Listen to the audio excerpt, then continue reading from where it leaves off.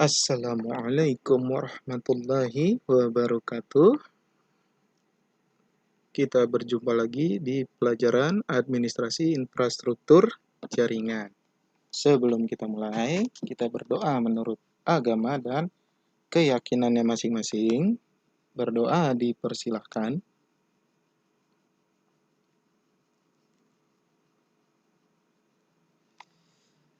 Seperti biasa, kalian scan barcode berikut ya. Terus klik linknya, absen, isi sesuai dengan yang harus diisi.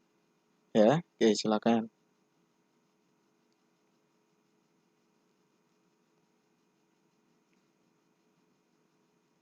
Oke, cukup ya. Proxy server. Nah, kita sekarang bakal membahas apa itu proxy server. Di sini, proxy server itu dapat dipahami sebagai pihak ketiga. Diumpamakan ya, itu sebagai pihak ketiga yang berdiri di tengah-tengah antara kedua pihak yang saling berhubungan dan memiliki fungsi sebagai perantara, sehingga pihak pertama dan pihak kedua itu tidak secara langsung berhubungan, akan tetapi mereka masing-masing berhubungan melalui perantara. Nah, jadi kalau bisa kita bayangkan, proxy server ini berarti ada di tengah-tengah dua device yang saling berhubungan, ya. Oke, lanjut.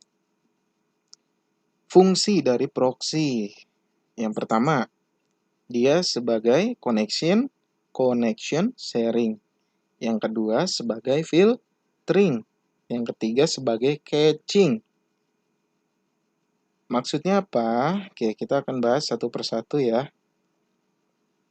Nah, yang pertama, sebagai connection sharing. Koneksi dari jaringan lokal menuju internet menggunakan sambungan yang dimiliki oleh gateway secara bersama-sama. Dalam hal ini, si gateway juga sebagai proxy server karena menyediakan layanan sebagai perantara antara jaringan lokal dan jaringan luar atau jaringan internet. Kedua, sebagai filtering.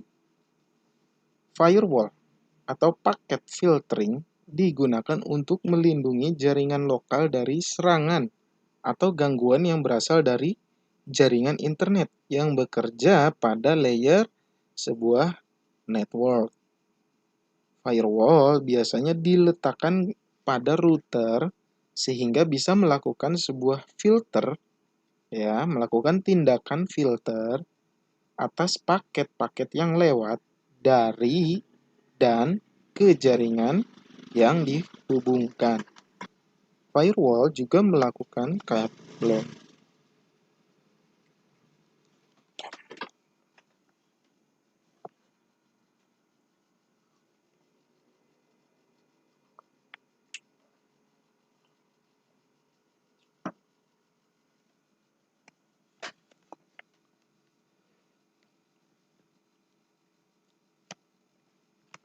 Firewall juga melakukan filtering berdasarkan jenis protokol yang digunakan. Misalnya menggunakan TCP, UDP, maupun ICMP. Dan port TCP atau UDP yang digunakan oleh suatu layanan. Misalnya menggunakan Telnet atau FTP.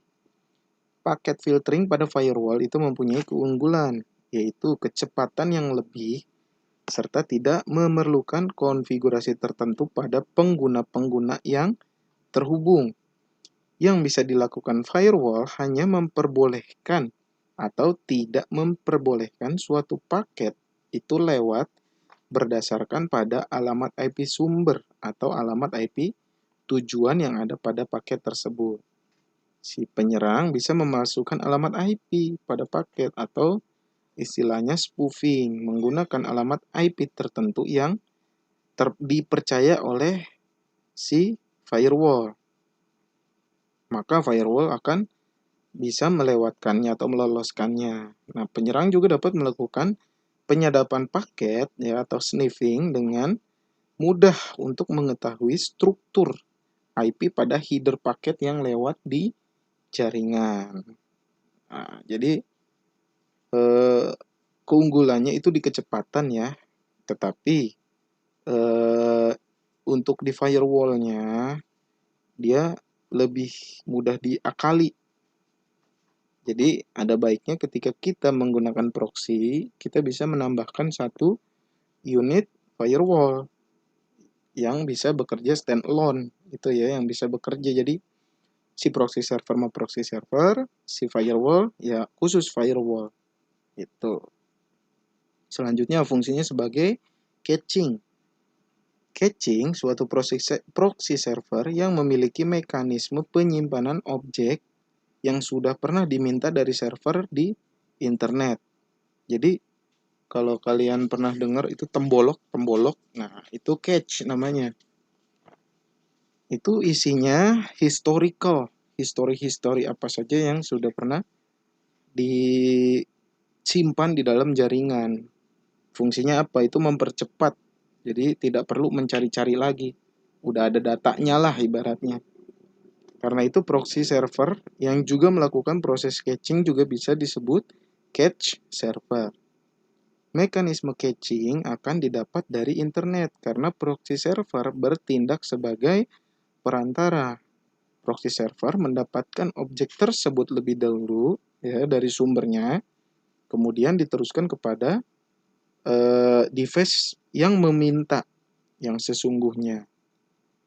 Dalam proses tersebut, proxy server juga sekaligus menyimpan objek tersebut untuk dirinya dalam ruang harddisk yang disediakan. Salah satu proxy yang paling banyak dibahas dan digunakan secara luas adalah HTTP proxy atau web proxy. HTTP proxy server ini merupakan proxy yang berdiri di antara alokasi web, misalnya web browser dan web server, atau HTTP server. Cache server diletakkan pada titik di antara klien dan web server. Nah, pada contoh berikut yang tadi sudah Bapak bacakan, klien itu akan meminta konten dari suatu web server ke cache server, nggak langsung ke web servernya. Nah, si cache server ini yang bertanggung jawab untuk mendistribusikan atau mendownload konten yang diminta dan memberikannya kepada klien. Nah, ibaratnya gini, misalnya ada si A, si B, dan si C. Ya, A butuh sesuatu dari enggak gitu. Jadi ada si A, si B, si C, dan si D. Ya, berarti ada 4 orang. Si A butuh file dari si D misalnya. Si A dia akan merequest ke proxy server, ya. Nanti si proxy server yang menghubungi si D. Misalnya si A butuh gambar komputer. Nah, si proxy server nih nerusin ke D. Woi D, si A butuh gambar komputer dong, kirimin. Oh iya nih ada, dikirimin nih. Diterima sama proxy server. Nah, ketika nyampe di proxy server, itu gambar diduplikasi dulu. Disimpan sama si proxy server, baru file aslinya dikirimin ke si A. Ini A, filenya dari si D. Oh iya, udah diterima ya. Kayak waktu berlalu, si A butuh file gambar lagi ya, butuh file gambar yang sama ketika sebelumnya sudah pernah diminta dari si D.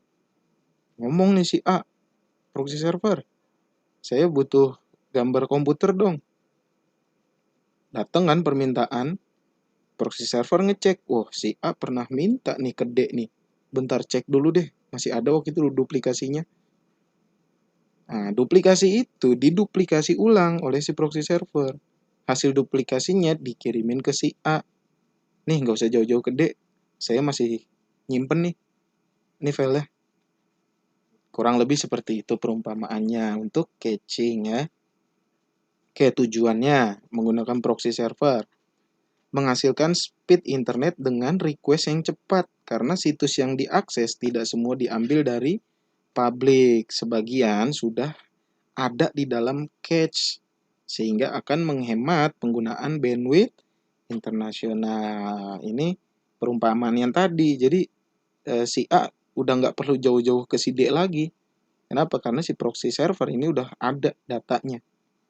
Jadi tinggal langsung dikasih aja. Itu ya. Yang terakhir ada Squid Proxy. Nah, di sini bisa kita lihat gambar ya, Squid. Nah, Squid adalah sebuah daemon yang digunakan sebagai proxy server dan web chat sekaligus. Squid memiliki banyak jenis penggunaannya, mulai dari mempercepat server web dengan melakukan caching permintaan yang berulang-ulang, lalu caching DNS, caching situs web, dan caching pencarian komputer di dalam jaringan untuk sekelompok komputer yang menggunakan sumber daya jaringan yang sama. Nah, kalau untuk caching nih, misalnya kalian sering buka Google ya, katakanlah Google. Ketika kalian mau ngetik A misalnya, nah nanti suka muncul tuh suges yang pernah kalian buka yang ada hubungannya dengan A. Nah, itu sebenarnya adalah sebuah cache. Gitu ya. Jadi kita tidak perlu mengetik secara full, tinggal kita klik aja yang sudah pernah kita buka. Misalnya kalian mau nyari lagi gitu, historinya kan ada di situ. Oke, kurang lebih seperti itu ya. Demikian pembahasan kita untuk proxy, mudah-mudahan bisa dimengerti. Tetap di rumah aja, jangan kemana-mana ya. Jaga kesehatan. Wassalamualaikum warahmatullahi wabarakatuh.